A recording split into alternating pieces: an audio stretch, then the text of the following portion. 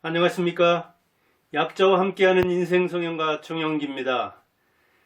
부자 노인과 빈자 노인, 고민은 같다. 그런데 그 고민을 어떻게 해결할 것인가? 그런 이야기를 오늘은 한번 해보겠습니다. 2021년 노인 가구 소득을 보니까 통계청에서 발표한 겁니다. 빈자가 부자보다 훨씬 많습니다. 3천만 원 이상을 버는 사람이 24.4%, 그러니까 4분의 1이 안 되죠. 4분의 1에 조금 미치는데 3천만 원 미만은 75.6%입니다. 그러니까 가난한 노인이 부자 노인보다 훨씬 많습니다. 75.6%는 연 3천만 원 미만을 벌고 있습니다. 그래요. 65세 이상 먹은 사람들이 노인 가구인데 무슨 돈을 벌겠습니까? 소득이라면 대개 근로, 사업, 자산, 이자라든가 이런 거, 또는 부동산에서 나오는 재산도 있죠.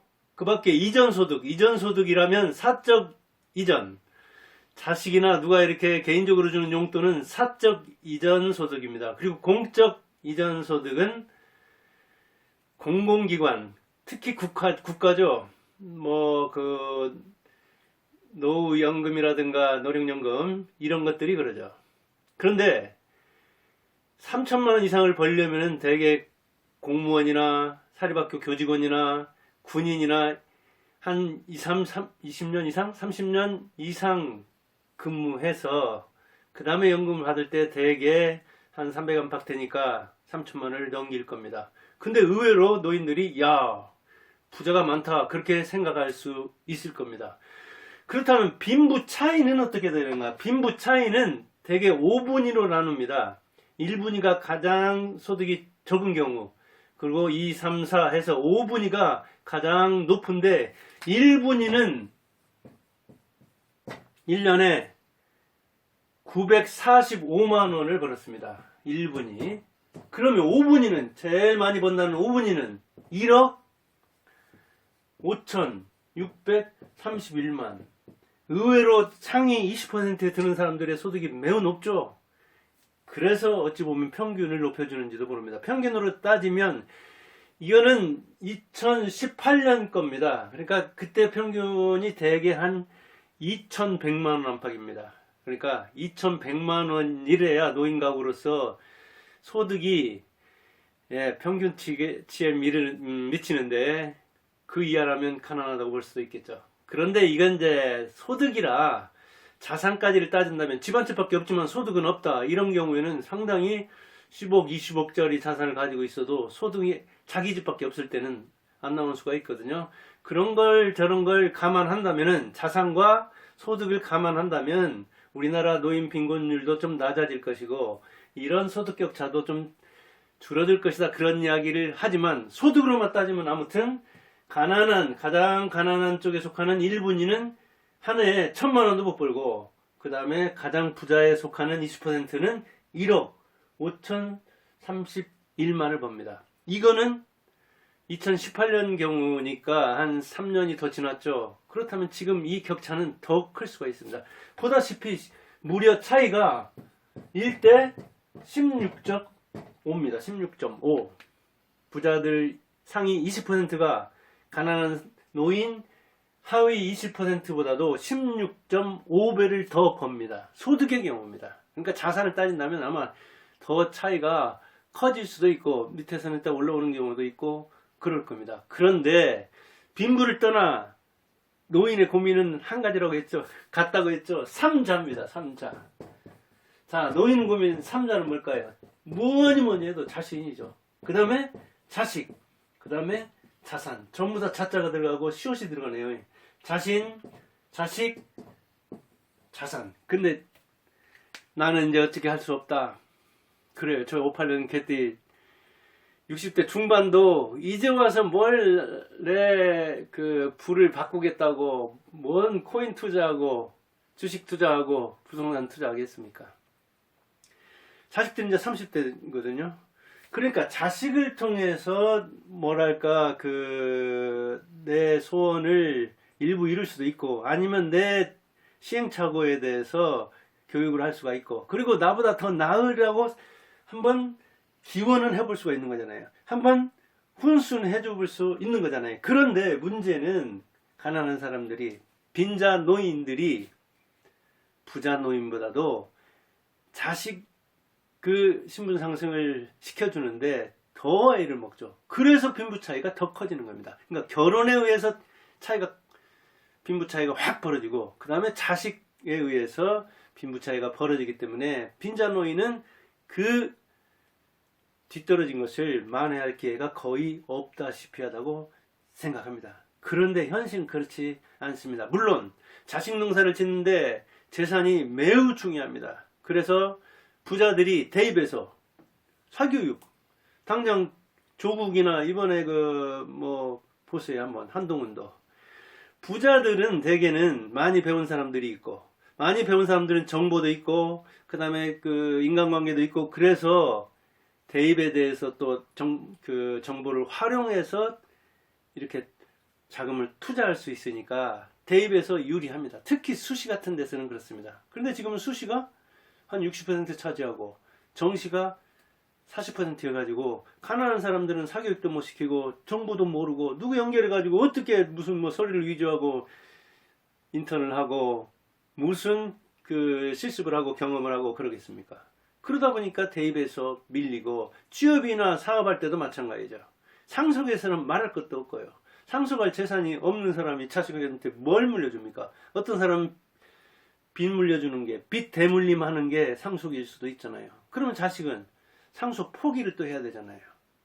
그래서 자식 농사를 짓는 데서 부자 노인이 빈자 노인보다 훨씬 유리합니다. 그렇다면 가난한 노인들은 이제 자기도 실패한 게, 가난하게 사는 게 원통한데 자식마저 나보다 더 가난하리라고 생각하면 얼마나 원통하겠습니까? 그래서 자식에 대해서 못 가르쳐주고 못 밀어주고 이런 거에 대한 어떤 죄책감이 꽤 있습니다. 빈자 노인들은. 그리고 만일 자기가 중병에 걸려가지고 질병에 걸려서 고치지 못할 경우에는 돈만 들이고 이거는 아무 쓸데없는 것인데, 자식들은 또 미안하니까 최선을 끝까지 다하려고 하는데, 그러다 보면 나만 망하는 게 아니라 자식은 도와주지도 제대로 못했는데 자식까지 망하게 만드는 그 모습을 못 보아서 대개 우리나라 그 노인들이 올라갈수록 남자들이, 가난한 사람들이 극단적인 선택을 하는 그런 불행한 경우도 많이 나옵니다.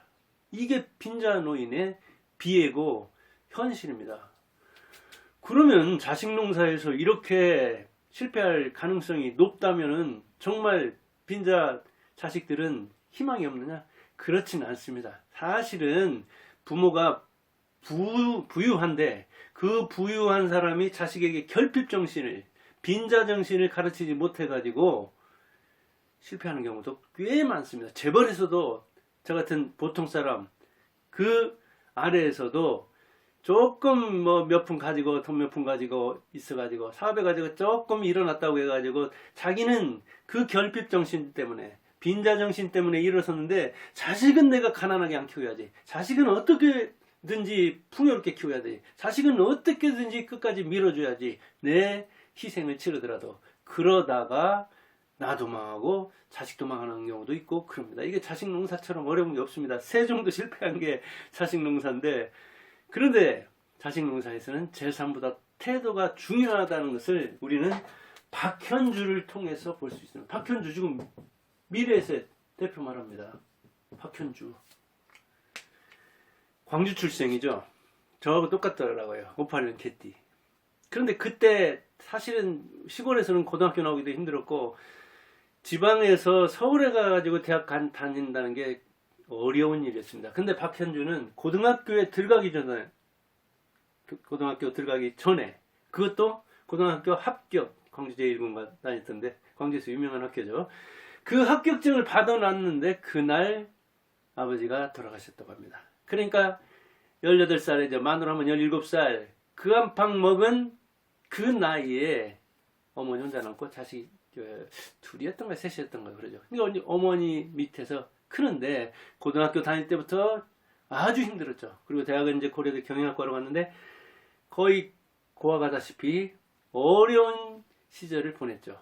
그런데 아버지를 여의고 그 자식들이 똘똘 뭉치고, 그리고 어머니도 악착스럽게 어떻게 해서든지 가르치겠다고 생각해서 공부를 괜찮게 하니까 서울로 올려보냈던 거죠. 그런데 그는 나를 키운 건 8알이 독서다. 그러니까 어머니가 자기를 낳아서 그 인생을 형성해 줬지만, 그리고 자기가 공부한 것은, 자기가 실력을 기른 것은 학교도 어찌 보면 선생도 아니요, 독서다. 나다. 나. 내가 스스로 공부해서, 내가 다른 사람들의 그 지혜의 보고를 책을 통해 읽고서 실력을 길렀다. 그런데 그렇게 실력 길러가지고 어느 때는 또 사업하다가 다시 취업하고 증권 이렇게 그 고객들의 돈을 맡아서 운영해보고 그랬습니다. 그래서 한때 어마어마하게 돈을 벌어가지고 그걸 이제 그 어렵게 가르친 어머니에게 주었습니다. 그런데 이게 늘 잘 나갑니까? 젊을 때는 뭐가 좀 된다 싶으면 항상 그렇게 될 것 같지만 그러지 않더라고요. 제 인생도 그러고 다른 사람 인생도 다 그럽니다.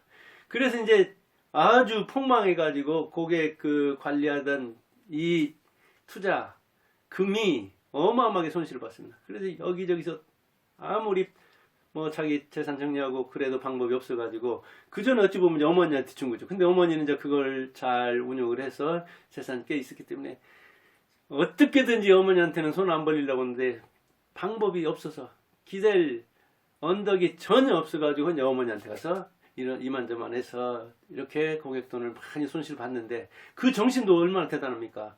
그때 당시에 고객 그 돈을 맡아서 운영하면서도 고객이 손실을 보면, 아니 내가 권유를 했지만 선택은 당신이 한 게 아니야. 결정은 당신이 한 게 아니야. 그럼 당신이 책임져야 되지. 나는 맡아서 관리하고 그래도 돕는다고 한 거다. 그러다가 내가 그런 것도 아니고 외부 상황에 의해서 이렇게 손실이 났는데 이걸 내가 어떻게 보상을 해주겠느냐. 난 책임 없다. 그렇게 손 떼버리고 나몰라라 한 도주팀들, 야반 도주는 아니지만 도주하는 사람들이 많았는데 그 박영옥도 그런 걸 책임졌잖아요. 어머니한테, 거기는 어머니를 7살 때 잃었던가요? 그 주식 농부라고 하는 박영옥. 그런데 그걸 어머니한테 사준 재산을, 집을 팔아서 또 다시 보상해줬다고 하잖아요. 이 책임 정신, 이게 박현주한테도 볼 수 있잖아요. 그런데 어머니가 그래, 불려놓은 자산을 자기가 준 돈이긴 하지만 어머니 돈이죠. 줬으니까 그 돈을 빌려주면서 이자를 그때 당시에 이자로서 짱짱하게 은행이자 쳐서 너는 줘야 된다. 얼마나 젊은 나이에 어찌 보면 웃기겠어요. 우리나라 부모하고 자식 간에 거래한다는 개념이 없잖아요. 그러니까 자식들은 어떻게 생각해요? 부모 돈은 내 돈이다. 부모 연금은 내 돈이다까지 생각하는 사람도 있는 거예요. 부모 재산은 내 것이다. 어디로 가겠느냐 이게. 그래서 양쪽에서 집을 두 채 받는 사람도 있다고 할 정도잖아요. 내가 조물주의 건물주인데 건물주로서 뭔 아둥바둥 그렇게 살 필요가 있느냐. 뭐대로 고생하느냐. 나는 부모같이 안 산다. 나는 엄마같이 아버지같이. 그런 사람들도 있다 보니까 이 대로 물리면 이제 그걸 뭐 그대로 유지만 해도 괜찮은데 유지 못하는 경우도 있고 그래요. 근데 박현주 어머니는 어찌 보면 아들한테 받은 돈 불려가지고 다시 급할 때 빌려주는 건데 그런데 이자를 받았다는 거예요. 이게 그때 당시는 서운했을지 모르죠. 그러나 지나고 보니까 그게 어머니의 철저한 경제교육이죠. 독종교육이죠. 왜? 자, 빚은 무서운 거다. 빚은 주야로 이자가 붙는다. 너 놀 때도, 너 잘 때도 이자가 붙는다. 부모한테 빌리면서 그걸 배우게 됐다니까. 그리고 부모 돈은 절대 내 돈이 아니다. 부모 돈을 탐내지 마라. 그리고 돈은 피보다 짙다. 그래, 내가 너 고등학교 때부터 얼마나 힘들게 가르쳤냐. 너 자녀들도 마찬가지지만. 그리고 돈 앞에 장사 없으니까 피보다 짙다는 것을 알고 돈 귀한 줄 알아야 된다. 특히 빚 무서운 줄 알아야 된다. 그리고 세상에 공짜가 어디가 있느냐. 어머니 돈은 내 돈이요. 내가 어머니한테 줬는데 어머니한테 한번 간 돈은 내 돈이지 내 돈이 아니다. 내가 줬으면 끝난 거지 하면서 그 주인 바뀌면 돈은 얼굴도 바꾼다.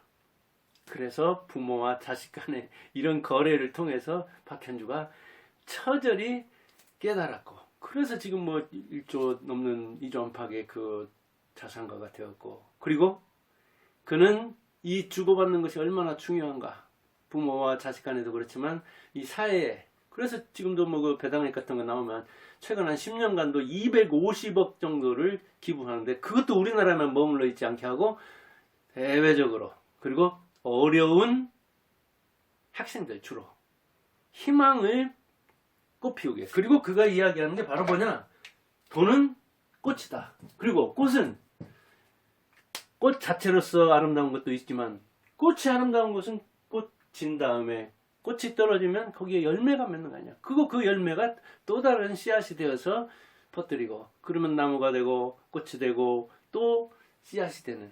그래서 꽃은 아름다운 것이다. 근데 씨를 심어야 꽃을 보는 거고, 꽃은 열매를 맺는 거다. 이렇게 순환적으로 그 인생이나 자금을 생각해가지고 그렇게 기부를 한다는 거예요. 얼마나 그 마음이 아름답습니까? 얼마나 어머니가 독종 경제교육을 했습니까?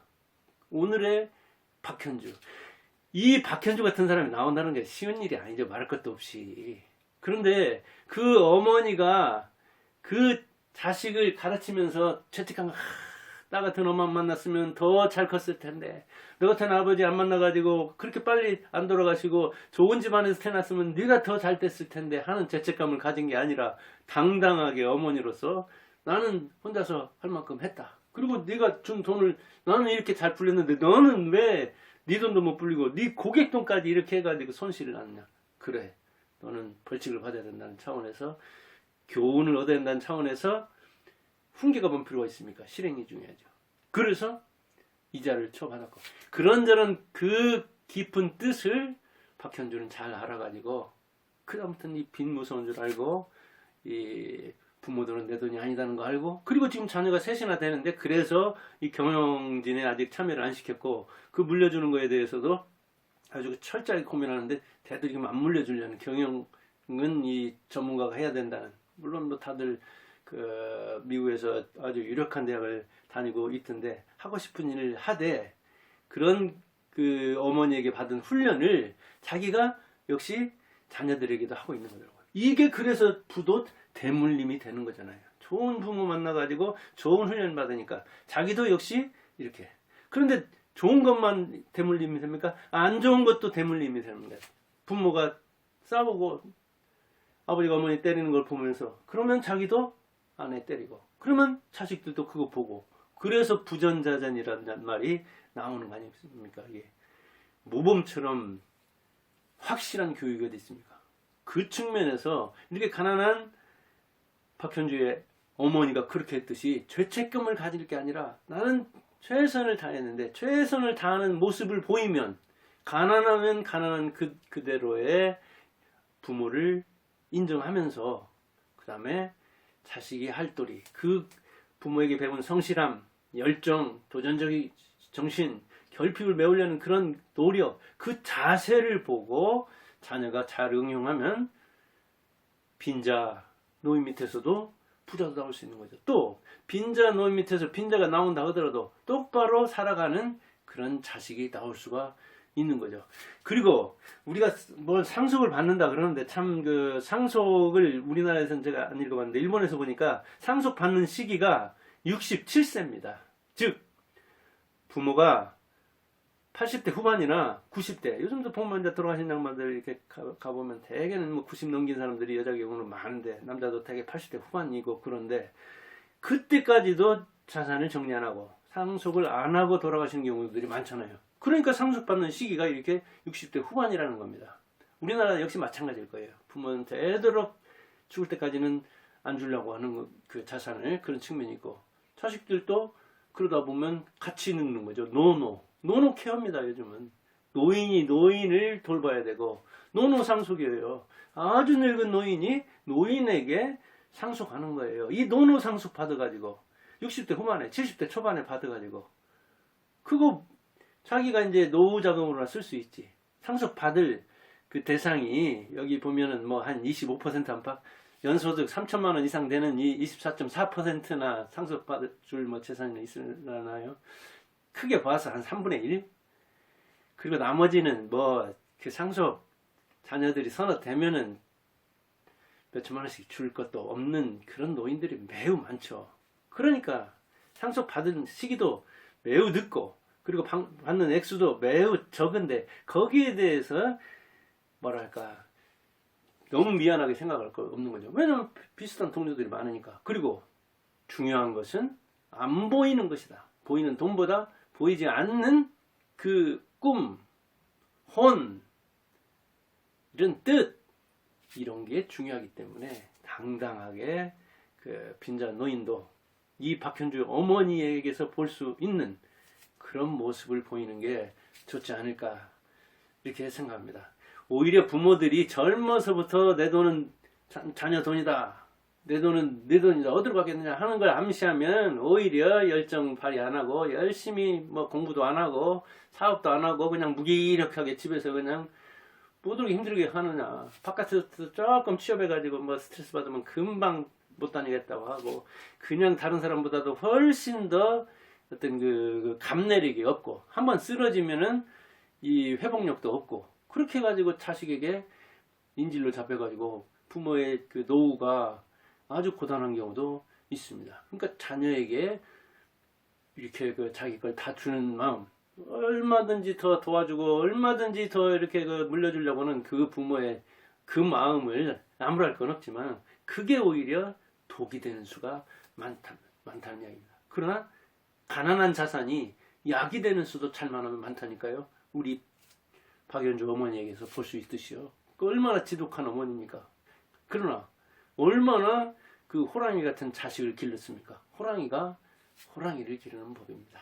오늘은 그래서 부자노인, 빈자노인 고민은 같다. 그런데 그 중에서 이 자녀에 대해서 빈자노인들이 굉장히 죄책감을 가지고 못 배워서 자식이다 때문에, 내가 자식을 하나도 못 밀어줘서, 그리고 물려줄 건 빚분이 없어서, 재산은 하나도 없어서 그렇게 그 자기 인생을 자책하면서 죄책감을 가지고 사는 수가 있는데, 그러지 말자는 이야기입니다. 이 가정의 날을 맞이해서 그런 이야기를 해봤습니다. 감사합니다.